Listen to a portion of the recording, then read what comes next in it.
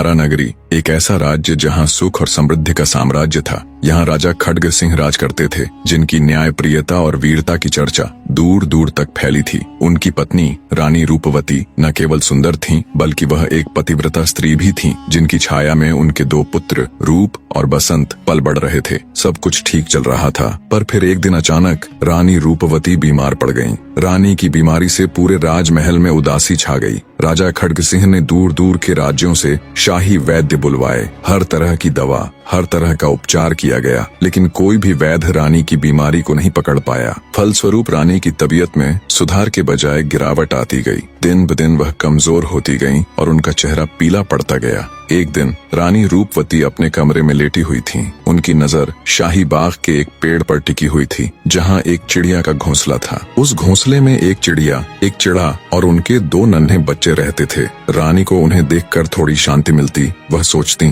कितना सुंदर दृश्य है, एक छोटा सा परिवार साथ में खुशियां बांट रहा है। लेकिन कुछ दिनों बाद वह चिड़िया मर गई। चिड़ा अकेला रह गया। कुछ समय बाद वह एक नई चिड़िया को ले आया। रानी ने यह सब देखा और मन ही मन सोचा, शायद जीवन का भी यही सत्य है। एक जीवन समाप्त होता है तो दूसरा शुरू हो जाता है। लेकिन फिर एक दिन कुछ ऐसा हुआ कि रानी का दिल दहल गया। चिड़ा दाना लेने गया हुआ था और नई चिड़िया ने उन दोनों नन्हे बच्चों को घोंसले से नीचे गिरा दिया। वे मासूम बच्चे नीचे गिरकर मर गए। जब रानी रूपवती ने यह सब देखा तो उनका हृदय पीड़ा से भर उठा। रानी के मन में ढेरों विचारों ने जन्म ले लिया। क्या मेरी हालत भी उस चिड़िया जैसी है? क्या मेरी मृत्यु निकट है? और अगर ऐसा हुआ तो क्या राजा किसी और रानी को ले आएंगे? क्या वह मेरे रूप और बसंत को प्यार देगी, या फिर उन्हें भी इसी तरह निर्दयता से ठुकरा दिया जाएगा? ये सब आंखों के आगे आते ही रानी की आंखों से अश्रुधारा बहने लगी। रूप और बसंत के भविष्य को लेकर वो अंदर ही अंदर घुटने लगी।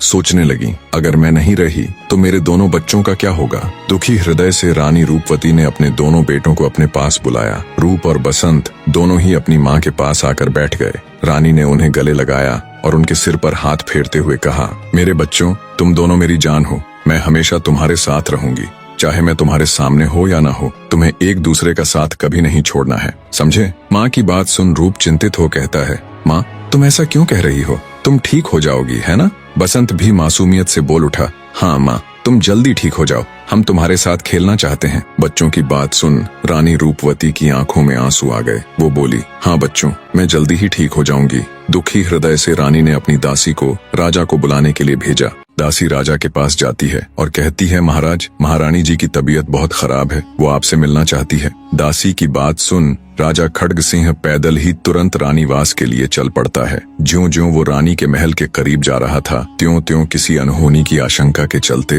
राजा का हृदय भारी और उसके कदम बोझिल होते जा रहे थे। जब राजा खड्ग सिंह रानी के कमरे में पहुंचा तो देखा रानी दीन दुनिया से बेखबर एकटक शून्य में देख रही थी और उसकी आंखों से लगातार अश्रुधारा बह रही थी। राजा रानी के पास जाकर उसका हाथ पकड़कर बैठ गया और बोला, रानी, क्यों दिल छोटा कर रही हो? मैं तुम्हें कुछ नहीं होने दूंगा। दुनिया का हर कोना छान मारूंगा, कहीं तो तुम्हारी बीमारी का इलाज मिलेगा। चिंता मत करो प्रिय, तुम बिल्कुल ठीक हो जाओगी। राजा की बात सुन रानी रूपवती बोली, नहीं महाराज, अब कुछ ठीक नहीं होगा। मुझे साफ साफ मेरी मृत्यु नजर आ रही है। हे महाराज, लेकिन मरने से पहले मैं अपने आखिरी समय में आपसे एक वचन लेना चाहती हूँ। राजा बोला, तुम्हें कुछ नहीं होगा रानी, तुम बिल्कुल ठीक हो जाओगी। फिर भी तुम्हारे संतोष के लिए मैं तुम्हें वचन देता हूँ। राजा के वचन देने के बाद रानी रूपवती ने राजा को चिड़िया की सारी कहानी कह सुनाई और बोली, महाराज, आप मुझसे वादा कीजिए कि मेरी मृत्यु उपरांत आप दूसरी शादी नहीं करेंगे। मुझे किसी और बात की चिंता नहीं। चिंता है तो बस रूप बसंत की। उन नन्ही सी जानों के साथ पता नहीं दूसरी रानी कैसा व्यवहार करेगी। रानी की बात सुन राजा खड्ग सिंह रानी को विश्वास देता हुआ दृढ़ आवाज में बोला, मैं तुम्हें वचन देता हूँ रानी, मैं कभी भी दूसरी शादी नहीं करूंगा और हमारे रूप बसंत की अच्छे से परवरिश करूंगा। राजा के शब्द सुनते ही रानी रूपवती के चेहरे पर गहरी मुस्कान के साथ परम शांति के भाव आ गए। उसके प्राण तो जैसे यही शब्द सुनने के लिए अटके हुए थे। राजा खड्ग सिंह के वचन भरते ही रानी रूपवती के प्राण पखेरु उड़ गए। राजा खड्ग सिंह का तो जैसे पूरा संसार ही उजड़ गया। वो दहाड़े मार मार कर रोता है। पूरे महल में रानी रूपवती की मौत का मातम पसर गया। रूप और बसंत दोनों भाई लगातार अपनी माता के लिए विलाप कर रहे थे। उन्हें पता था अब उनकी माँ कभी नहीं आने वाली। राजा ने भरे हुए हृदय के साथ विधिवत रानी का दाह संस्कार कर दिया। रानी की मृत्यु के बाद राजा खड्ग सिंह हमेशा उदास रहने लग जाता है। उसने राज दरबार में जाना छोड़ दिया। जाता भी तो वहाँ भी कोई राजकाज के कार्य नहीं करता, बस उदास और चुपचाप बैठा रहता। दिन गुजरे, महीने गुजरे, पर राजा की हालत में कोई सुधार न हुआ।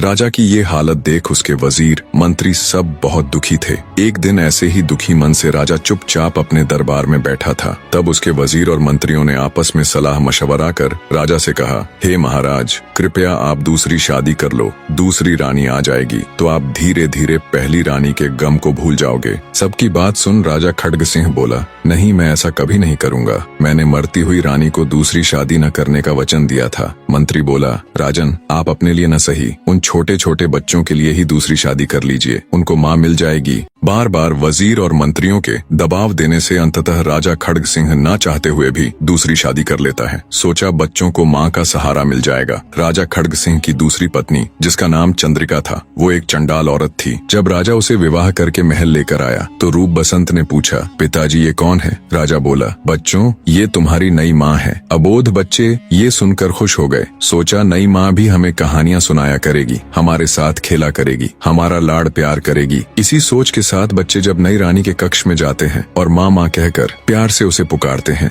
तो चंद्रिका गुस्से में बोली, कौन माँ? कहाँ की माँ? मैं तुम्हारी कोई माँ वा नहीं हूँ, तुम्हारी माँ तो मर चुकी है। उन्हें धमकाते हुए आगे रानी कहती है, आगे से यहाँ कदम भी मत रखना वरना तुम्हारी खाल खींच लूंगी। मासूम बच्चे रोते रोते चुपचाप वहाँ से चले गए। जब राजा ने उन्हें रोते हुए रानी के कक्ष से निकलते देखा तो वो रानी के पास गया और कहा, क्या बात हुई रानी? बच्चे तुम्हारे कमरे से रोते हुए निकले। रानी बोली, ध्यान से सुनो राजन, आगे से ये बच्चे कभी भी मेरे कमरे ही नहीं, मेरे महल में भी नजर नहीं आने चाहिए। आप इनके रहने की व्यवस्था अलग कर दो। रानी की बात सुन राजा बड़ा दुखी हुआ। सोचा क्या सोचकर विवाह किया था और क्या हो गया। भारी हृदय के साथ राजा ने बिना कोई क्लेश किए रानी की बात मान ली और बच्चों के रहने के लिए अलग से जगह बनवा दी। रूप और बसंत वहाँ अलग से रहने लगे। ऐसे ही समय बीतता चला गया। राजा बूढ़ा हो गया। रूप और बसंत अब जवान हो गए। अब चूंकि राजा बूढ़ा हो चुका था तो रानी चंद्रिका उससे कतई खुश नहीं थी। एक दिन रूप और बसंत दोनों भाई बॉल के साथ खेल रहे थे। खेलते खेलते उनकी बॉल रानी के महल में चली जाती है। रूप अपनी बॉल को लेने के लिए रानी चंद्रिका के महल में जाता है। जब रानी चंद्रिका ने रूप को देखा तो उस हट्टे कट्टे खूबसूरत नौजवान को देख उसकी अंतर्वासना जागृत हो गई। रूप ने जब रानी चंद्रिका को देखा तो वो उसे प्रणाम करता है। रानी बोली, तुम कौन हो नवयुवक और यहाँ किस लिए आए हो? रूप बोला, मौसी जी, मैं आपका बड़ा बेटा रूप हूँ। खेलते खेलते मेरी बॉल आपके महल में आ गई, बस उसी को लेने आया था। रानी चंद्रिका बोली,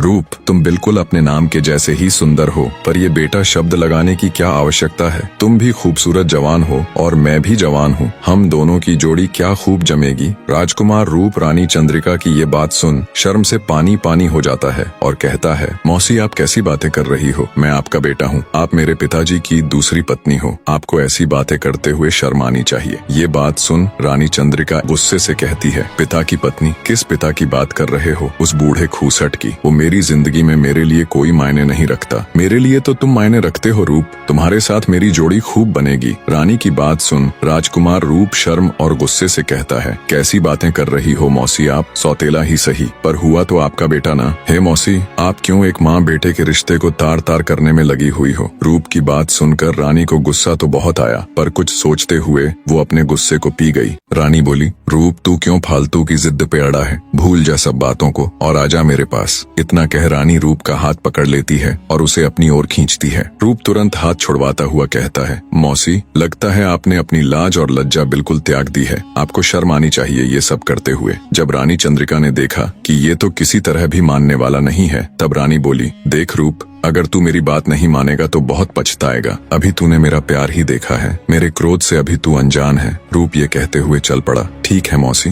जो तुम्हें करना हो कर लेना, मैं जा रहा हूँ। रानी चंद्रिका गुस्से में बोली, तुम मेरी इच्छाओं को दबा कर जा रहे हो, इसका परिणाम भुगतने के लिए तैयार रहना। जब राजा के आने का समय होता है तो रानी अपने कपड़े फाड़ लेती है, गहने उतार फेंकती है और बिस्तर पर पड़कर सुबक सुबक कर रोने लग जाती है। राजा आकर रानी की ऐसी हालत देख दंग रह जाता है और पूछता है, क्या हुआ रानी? तब रानी रोते हुए अपना त्रिया चरित्र दिखाती है और कहती है, क्या बताऊं महाराज, मुझे तो कहने में भी शर्म आ रही है। राजा बोला, रानी जो भी बात है वो मुझे बताओ। तब रानी चंद्रिका कहती है, महाराज आपका बड़ा बेटा रूप मेरे महल में घुस गया और मेरे साथ जबरदस्ती करने की कोशिश की। मैं बहुत रोई गिड़गिड़ाई पर उसके ऊपर तो जैसे जवानी का भूत सवार था। ये सुनते ही राजा के पैरों नीचे से जमीन निकल गई। उसे बिल्कुल यकीन नहीं हुआ कि उसका बेटा रूप ऐसा कर सकता है, पर रानी अपना त्रिया चरित्र दिखा राजा को यकीन दिलाने में कामयाब हो जाती है। गुस्से से लाल पीला राजा सोचता है, ऐसे पुत्र से अच्छा तो मेरा कोई पुत्र ही ना होता। मैं शक्ल भी नहीं देखना चाहता उस पापी की। इसी सोच के साथ राजा खड्ग सिंह तुरंत अपने सिपाहियों से कह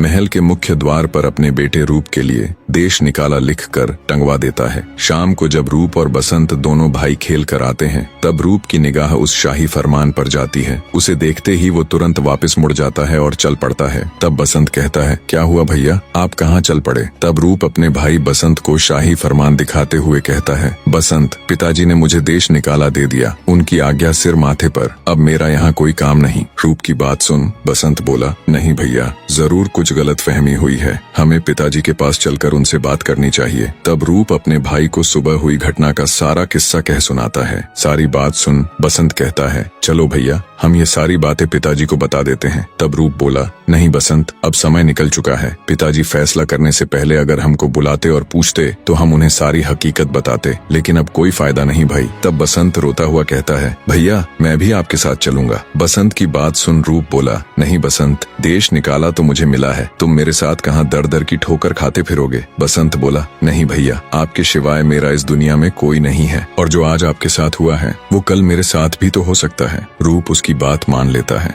दोनों भाई अपने शाही वस्त्रों को त्याग भरे हृदय से राजा की नगरी को छोड़ चल पड़ते हैं। दोनों भाई दुखी हृदय से राजा की नगरी को छोड़कर चले जाते हैं। चलते चलते दोनों भाई जंगल में पहुंच जाते हैं और आपस में बातें करते हैं, अगर आज हमारी माँ जिंदा होती तो क्यों हमें ऐसे दर दर की ठोकरें खानी पड़ती। चलते चलते दोनों भाई थक जाते हैं तो एक पेड़ के नीचे विश्राम करने के लिए बैठ जाते हैं। ठंडी हवा के झोंकों और थकान के कारण दोनों भाई वहीं सो जाते हैं। तभी एक सांप आकर बसंत को डस लेता है, जिससे वो नींद में ही चल बसता है। थोड़ी देर बाद जब रूप उठता है और बसंत की तरफ देखता है तो बसंत के नीले पड़ चुके शरीर को देख उसे समझते देर न लगी कि उसे किसी सांप ने डस लिया है। रूप दहाड़े मार मार कर रोता है और कहता है, हे भगवान, तू मुझसे किस जन्म का बदला ले रहा है? मेरे भाई की जगह मैं क्यों नहीं मर गया? आपने मेरी किस्मत बड़ी ही खोटी लिखी। बचपन में हमारी माँ हमें छोड़कर चली गई और अब मेरे जीने के इकलौते सहारे मेरे भाई बसंत को भी आपने मुझसे छीन लिया। हे भगवान, ये आपका कौन सा न्याय है?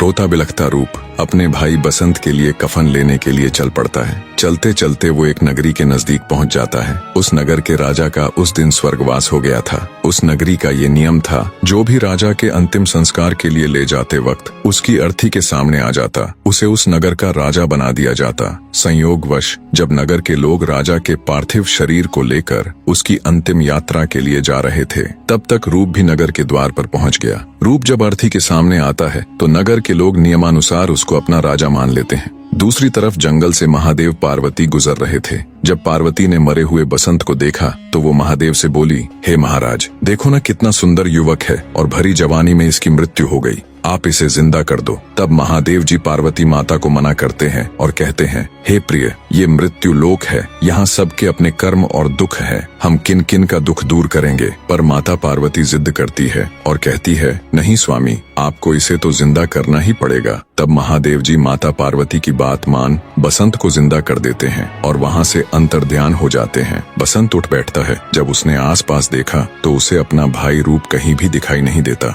वो घबराकर अपने भाई रूप को ढूंढने के लिए चल पड़ता है और चलते चलते वो उसी नगर में पहुंच जाता है जहां कुछ समय पहले ही रूप को राजा बनाया गया था। रूप राजा बनने के बाद अपने मंत्री और राज्यसभा के सदस्यों को अत्यंत दुखी और रुदन स्वर में कहता है, तुम लोगों ने मुझे जोर जबरदस्ती से यहाँ का राजा बना दिया। अरे लेकिन मैं तो बहुत दुखी आदमी हूँ, अपने भाई के क्रियाकर्म के लिए कफन लेने आया था, ना कि राजा बनने। इतना कह राजा अपने सैनिकों सहित उसी जगह पर जाता है जहाँ उसके भाई बसंत का मृत शरीर था। पर जब रूप वहाँ जाता है तो अपने भाई को वहाँ ना पाकर वो और भी दुखी हो जाता है। कहता है, हे भगवान, ये आपकी क्या माया है। एक तरफ तो आपने मुझे राजा बना दिया, दूसरी तरफ मुझे मेरे भाई का क्रियाकर्म तक करने का मौका नहीं दिया। कैसा अभागा भाई हूँ मैं, जो अपने भाई को लकड़ी तक न दे सका। अब मैं उसे कहाँ ढूंढूं प्रभु। तब राजा के सैनिक उसे कहते हैं, महाराज माफ करे, पर ये जंगल है और यहाँ अनेकों जंगली जानवर रहते हैं। शायद उन्हीं में से कोई आपके भाई के मृत शरीर को उठाकर ले गया होगा। राजा दुखी हृदय से वापस महल लौट जाता है। राजा रूप गहरी सोच और भारी मन से अपने दरबार में बैठा था। तभी उस नगर का एक बहुत बड़ा सौदागर दरबार में आता है और राजा रूप के आगे विनती करता है,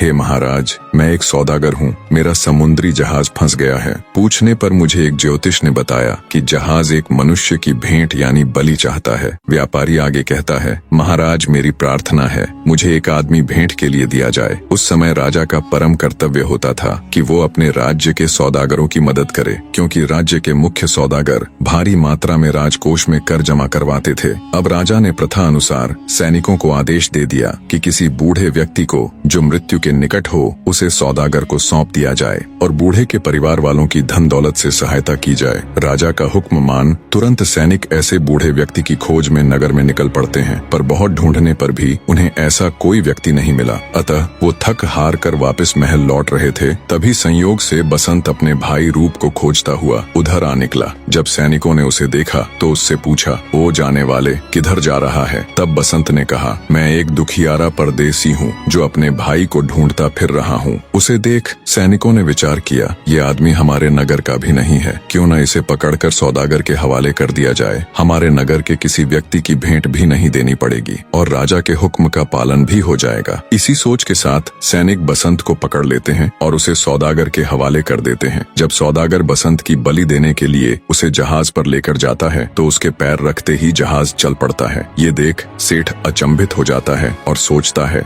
ये तो बड़ा भाग्यशाली व्यक्ति है जिसके पैर मेरे जहाज में पड़ते ही ये बिना किसी की बलि दिए चल पड़ा। इसी सोच के साथ सौदागर बसंत को अपने पास नौकर रख लेता है और उसे अपने साथ जहाज में ले जाता है। सौदागर अपना सामान से भरा जहाज ले दूसरे राज्य जाता है। वहाँ गया तो सौदागर को मालूम हुआ कि आज इस राज्य के राजा की लड़की का स्वयंवर है। सोचा क्यों न तब तक जहाज खाली हो, तब तक जाकर स्वयंवर देखा जाए। वो बसंत को ले राजा की लड़की का स्वयंवर देखने चल पड़ता है। उसके स्वयंवर में भाग लेने के लिए दूर दूर से बड़े बड़े राजा महाराजा आए हुए थे, क्योंकि राजकुमारी चंद्रा अपनी खूबसूरती के लिए देश प्रदेश में विख्यात थी। सौदागर और बसंत भी जाकर राज्यसभा में खड़े हो जाते हैं। कुछ समय बाद राजकुमारी चंद्रा अपने हाथ में वरमाला लिए अपना वर चुनने के लिए राज्यसभा में आती है। जब वो राज्यसभा में देखती हैं तो उसे एक से बढ़कर एक राजा महाराजा दिखाई देते हैं, पर राजकुमारी चंद्रा की नजर सबसे पीछे और एक ओर खड़े सुंदर नवयुवक के ऊपर अटक जाती है, जिसका चेहरा मुरझाया होने के बाद भी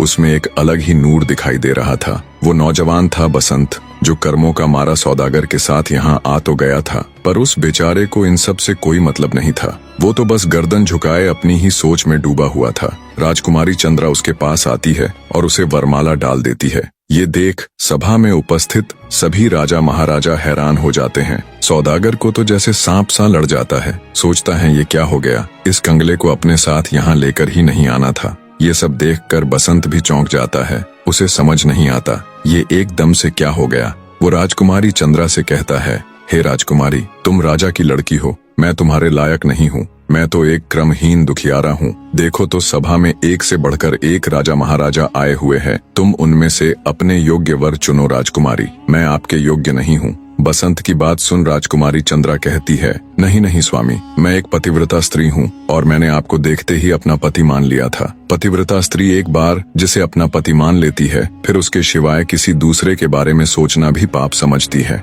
अब आप ही मेरे पति परमेश्वर हो। तब बसंत कहता है, हे राजकुमारी, मैं बहुत ही गरीब आदमी हूँ जिसके पास रहने के लिए अपना खुद का घर तक नहीं है। मैं तो सौदागर के पास एक छोटा सा नौकर हूँ। बसंत की बात सुन राजकुमारी बोली, स्वामी, मुझे अब आपकी धन दौलत या गरीबी से कोई फर्क नहीं पड़ता। अब आप जैसे भी हो मेरे पति हो। जिस हाल में आप रहोगे मैं भी रह लूंगी, जो आप खाओगे वो मैं भी खा लूंगी। अंततः राजकुमारी चंद्रा के हट के आगे आखिरकार मजबूर हो बसंत को भी झुकना ही पड़ता है। राजकुमारी जब माला डाल अपने चलने की तैयारी करने के लिए महल में जाती है तब उसके पिता भी उसे समझाते हैं कि हे मूर्ख लड़की, ये तूने क्या कर दिया। मैंने तुम्हारा स्वयंवर इसलिए करवाया था कि तुम अच्छे से देखभाल कर एक सुंदर और प्रतिष्ठित राजकुमार को अपना पति चुनोगी, पर लगता है तुम्हारी मत ही मारी गई। जो उस कंगले के गले में वरमाला डाल उसे अपना पति चुन लिया। अपने पिता की बात सुन राजकुमारी कहती है, पिताजी अब वो जैसे भी है मेरे पति हैं, आप उनकी तौहीन मत कीजिए। राजा कहता है, ठीक है,